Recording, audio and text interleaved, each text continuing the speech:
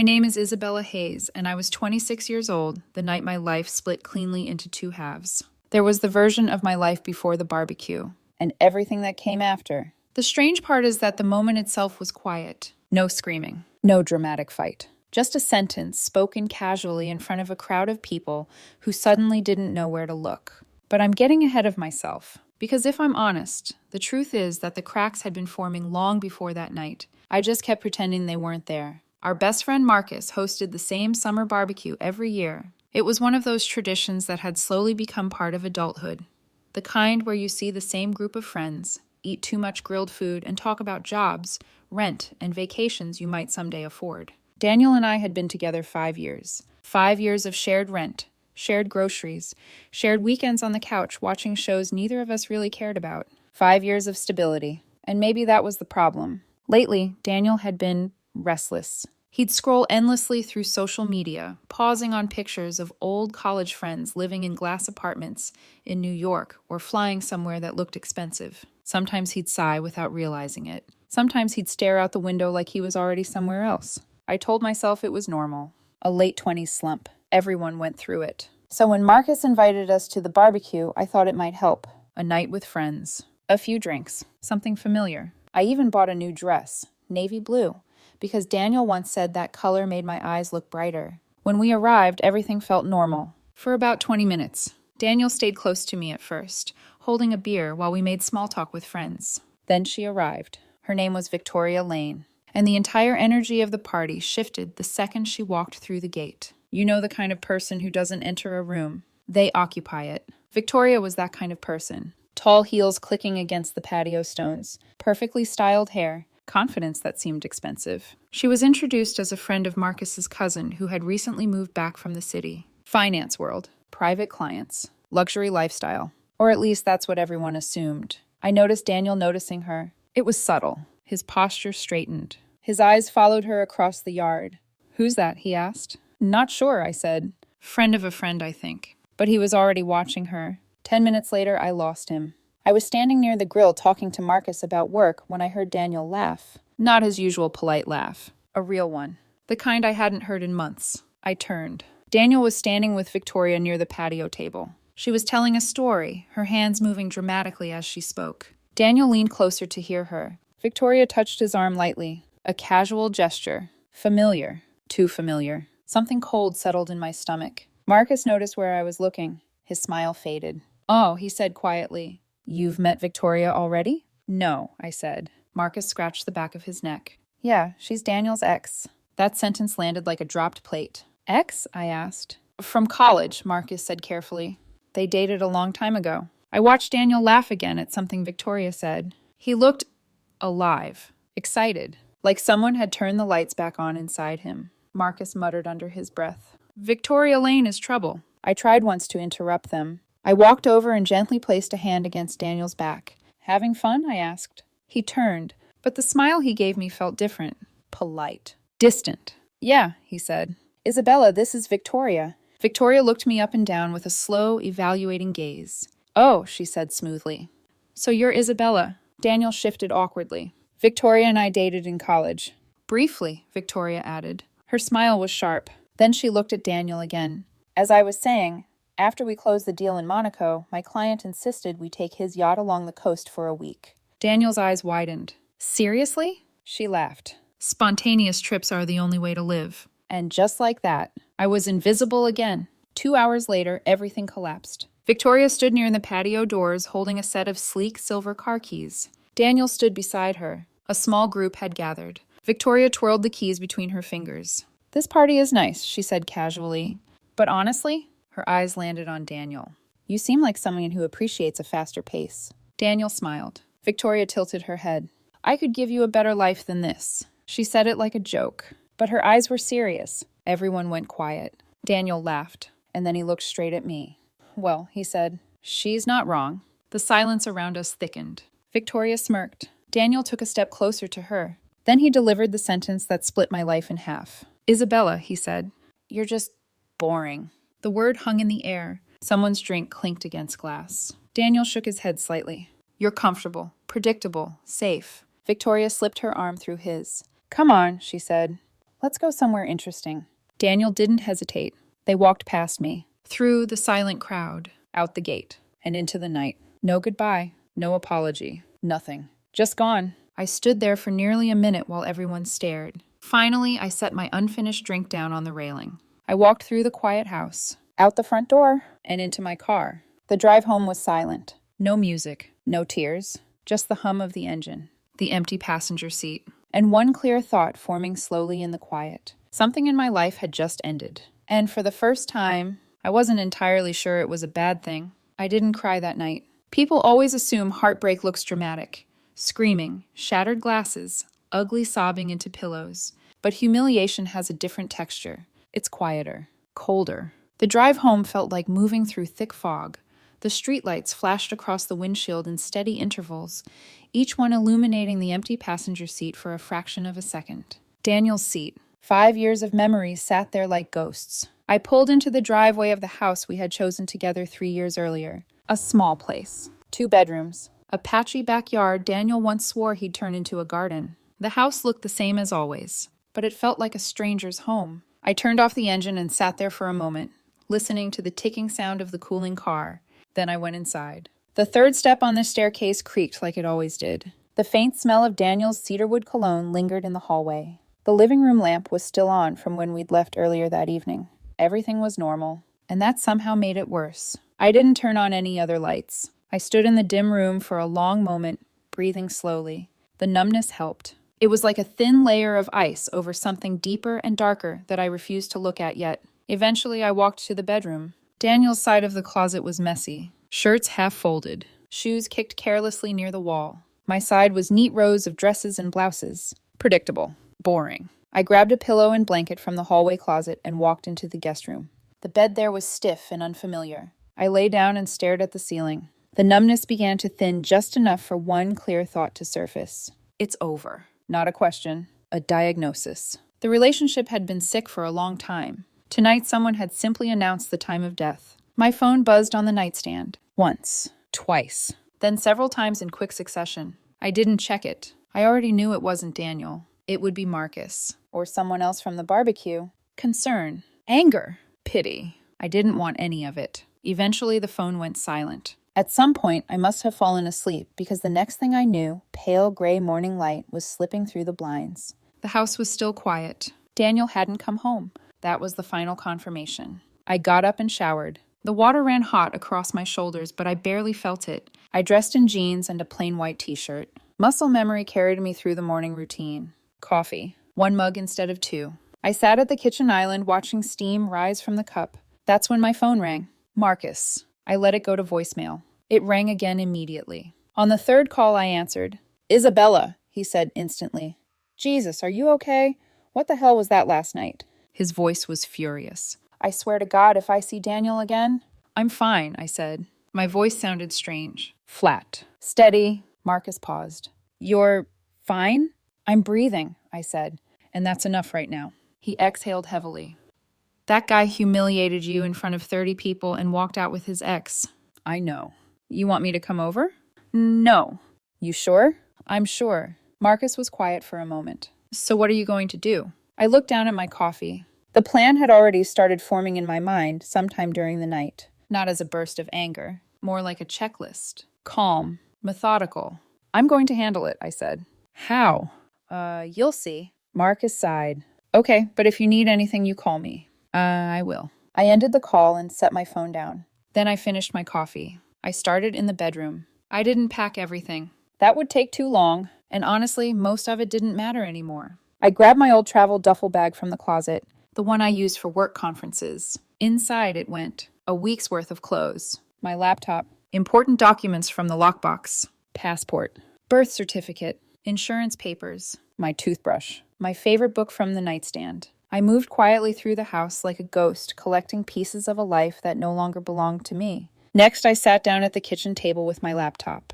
Daniel and I had a joint bank account. Our savings weren't huge, but half of it was mine. I transferred exactly 50% into my personal account, the one Daniel never had access to. Then I logged into the utility accounts. Electric, water, internet, mortgage. One by one, I removed my payment information. I didn't cancel anything. I simply stepped off the train. Where it went after that was no longer my responsibility. Each small task felt like tightening another bolt, securing a boundary, strengthening that thin sheet of ice over my emotions. It took less than 2 hours. When I finished, the car held everything essential to my life. I stood in the kitchen one last time. The house was quiet, empty. I removed my key from the ring and placed it gently on the granite countertop. No note, no dramatic message. What was there to say? Sorry for being boring? No. My silence would speak louder than any argument. I walked out the front door, closed it behind me, and drove across town. Marcus was waiting on his porch when I pulled up. His expression was careful, concerned. "You really okay?" he asked as I stepped out of the car. I looked up at the bright morning sky. The world was still turning. Cars passed on the street. Somewhere down the block, a lawnmower hummed. Life hadn't stopped. I pulled the duffel bag from the passenger seat. "Yeah," I said quietly. "I think I am." Marcus studied me for a moment. Then he nodded and took the bag from my hands. "You've got the spare room as long as you need it."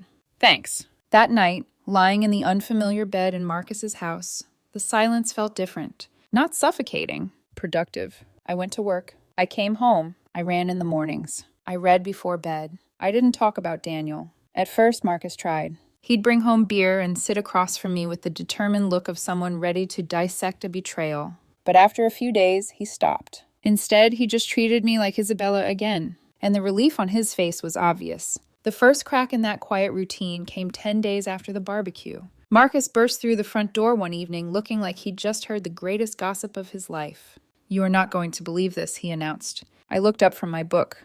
"Believe what?" Marcus leaned against the kitchen counter, practically vibrating with excitement. "So, remember Victoria?" I raised an eyebrow. "Yes." "Well," Marcus said slowly, "turns out the glamorous city queen isn't exactly who she pretended to be." I closed my book. Something told me the story was about to get interesting. Marcus dropped a grocery bag onto the counter so hard that a carton of eggs nearly rolled out. He didn't notice. He was too energized by the kind of news people usually pretend not to enjoy. Bad news about someone who had earned it. "Okay," he said, pointing at me like he needed my full attention. "So, Victoria." I set my book aside and leaned back in the chair. Marcus ran a hand through his hair, grinning in disbelief. "Yeah, you know how she was acting at the barbecue like she stepped out of some luxury perfume ad. Yacht stories, city money, private clients, all that?" I nodded. "She was very committed to the performance." "That's one way to put it," he said. "Turns out she's a complete fraud." I said nothing. I just waited. Marcus loved an audience, especially when it came to delivering a story in layers. "So apparently," he continued, "Victoria isn't some finance powerhouse. She's a consultant, which from what I can tell is code for unemployed with better shoes." Despite myself, one corner of my mouth almost twitched. Almost. Marcus noticed and pointed at me triumphantly. "There, I saw that." "You imagined it." "No, I didn't." He moved closer, lowering his voice like this was classified information. "According to Leah, who heard it from Jason, whose sister works at the same club Victoria's been using to impress people, the car she drove to the barbecue, not hers." "Of course not." "Leased through some boyfriend in the city." That made me pause. "Boyfriend?" Marcus gave a sharp nod. "Oh, it gets better. Not just a casual boyfriend. A serious one. Long-term. The kind who actually pays attention when something feels off." He folded his arms and leaned against the counter. Apparently, he got suspicious because Victoria started disappearing for long stretches and guarding her phone like it contained nuclear launch codes. So he checked the phone records, found a number he didn't recognize, and guess whose number it was? Daniel's. Daniel's. The word sat between us for a moment. I felt a strange, distant sensation then. Not satisfaction exactly, not pain either. Just the cold acknowledgement of a pattern reaching its logical end. Marcus continued, fully locked in now. "So the boyfriend drives out here 2 days ago. Finds Victoria and Daniel at some country club bar where she'd apparently been parading him around like a prize she won. Huge scene, public, loud, absolutely no dignity anywhere. I pictured it without trying to. Victoria in heels too sharp for grass. Daniel beside her, probably already starting to realize the fantasy was wobbling. The boyfriend arriving with the kind of fury only betrayal can sharpen. What happened? I asked. Marcus almost laughed. He blew the whole thing open, right there, in front of club staff, half a patio of people, and some poor waiter carrying martinis. Called her a liar, called her a parasite, said she'd been using his apartment, his money, and his car while sneaking around with Daniel. He paused for effect. Then he dumped her. I didn't react. Marcus studied my face, maybe waiting for a smile or a satisfied exhale. I gave him neither. "And Daniel?" I asked. Marcus made a face that was somewhere between pity and disbelief. That's the best part. Once Victoria got exposed, she turned on him almost immediately. I looked up. She what? She told him he was supposed to be temporary, a distraction, something fun. Marcus shook his head. According to one of the bartenders, she said she was never going to build a real life with a man who could be stolen that easily. That one landed. Not because it hurt, because it was so precise, so vicious, so perfectly in line with who she had shown herself to be. I looked down at my hands folded in my lap. Daniel had traded 5 years for spectacle, for a woman who probably enjoyed the theft more than the prize. Marcus kept going. Anyway, once the boyfriend left and took the car, Victoria panicked. Started screaming at Daniel in the parking lot. Told him he was useless now, told him he'd ruined everything. He gave a low whistle. Then she got into an Uber and left him there. Left him? Completely stranded. I let out a slow breath through my nose. Not laughter, not triumph, just air. Marcus seemed almost offended by my restraint. "Isabella, come on. This is catastrophic. This is biblical." "And no," I said quietly. "It's not biblical." He blinked. "It's consequences." The kitchen went still. Marcus leaned back against the counter and looked at me with a softer expression now. Maybe he was finally understanding that whatever I'd felt for Daniel had already passed through the fire and come out as something harder, cleaner, beyond drama. "She really thought she'd won," he muttered. I looked toward the window. Outside, the sun was lowering behind the neighboring houses, painting the edges of everything gold. "Yes," I said. "She did." News travels fast when humiliation is public enough. Over the next 2 days, details kept reaching us through the friend group in fragments. Daniel had tried calling several people after Victoria left him. Most didn't answer. A few did, just long enough to tell him he'd made his own choices. Marcus heard from Leah that Daniel had shown up at a mutual friend's apartment looking exhausted and angry, asking if anyone had heard from Victoria. No one had, or maybe no one cared enough to say. That was the thing about public betrayal. It didn't just damage the person you targeted. It rewrote how everyone else saw you. Daniel hadn't simply left me. He had humiliated me in front of people who had known us for years. He had made cruelty look casual. And now that the glamorous escape route had collapsed under him, there was nowhere soft for him to land. One evening, about 13 days after the barbecue, Marcus came home and found me sitting on the back steps with a glass of water. He stood in the doorway a moment. "You know," he said, "there was a time I would have thought this kind of thing would make you cry." I glanced up at him. "And now? Now I think you're terrifying." That almost made me laugh. "Why?"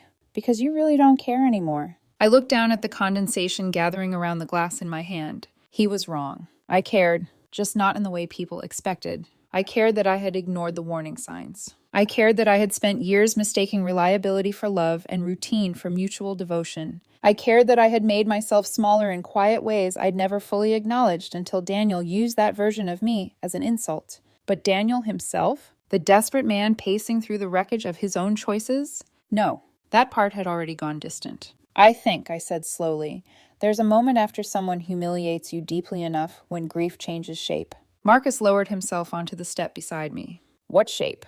"Clarity." He considered that, then nodded.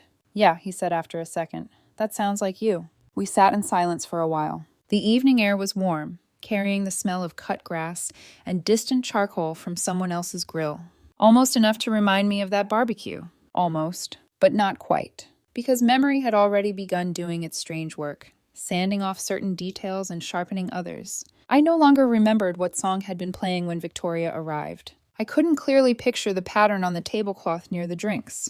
But I remembered Daniel's voice with perfect precision. "You're boring. Comfortable, predictable, safe." At first, those words had felt like a blade. Now they felt like evidence. Evidence that whatever he had wanted from life, it had never really been me. Maybe it had never even been a real person. Maybe he had wanted the mirror that reflected back some more exciting version of himself. And the moment Victoria appeared, glittering and dangerous, he mistook chaos for possibility. Some people do that. They stand on the edge of their own lives looking at stability and call it emptiness.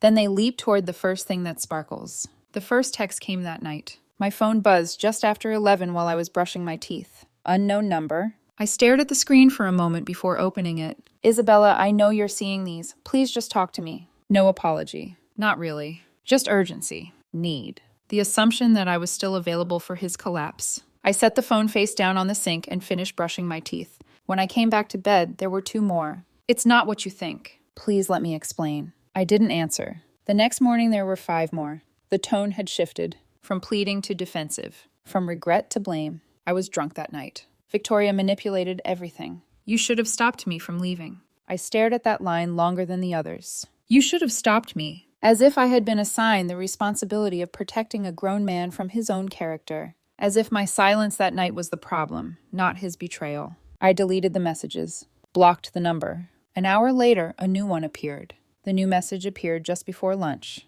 Different number, same area code. I didn't need to open it to know who it was. Still, curiosity won. Isabella, please. I had to borrow a friend's phone. Just talk to me for 5 minutes. That's all I'm asking. I stared at the words for a long moment. 5 minutes. It was strange how someone who had thrown away 5 years could suddenly measure reconciliation in minutes. I locked the screen and slipped the phone into my pocket. Marcus noticed at dinner that night.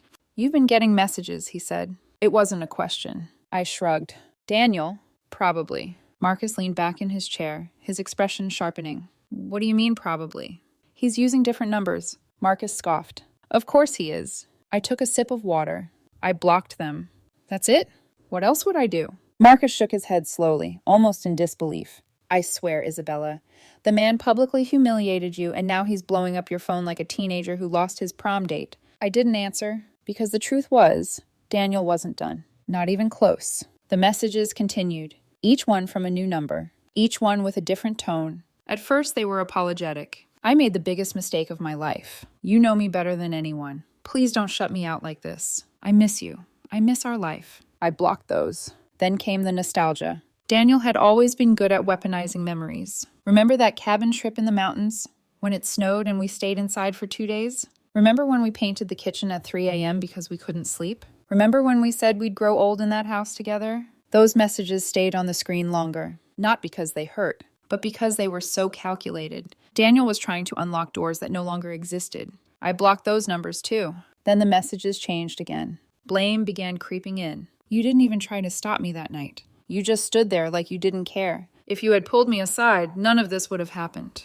That one almost made me laugh. Not a joyful laugh. A quiet, disbelieving one. Because somewhere inside his mind, Daniel had rewritten the entire event. In his version, the humiliation was a misunderstanding. In his version, I had failed him. In his version, responsibility was a shared burden. I blocked that number as well. 3 days passed. The messages slowed. Then one evening while I was at the gym, my phone buzzed again between sets. New number. I wiped sweat from my hands and opened it. Victoria's gone. Short. Blunt. I stared at the screen. Another message appeared seconds later. She used me. Everything she said was a lie. Then another. Everyone hates me now. I sat on the bench reading them. My heart rate was still elevated from the workout, but emotionally I felt distant, detached. A fourth message arrived. You were the only person who ever actually loved me. That line might have worked a month earlier, maybe even 2 weeks earlier. Now it just sounded like someone reaching for the nearest life raft after sinking their own ship. I locked the phone and finished my workout.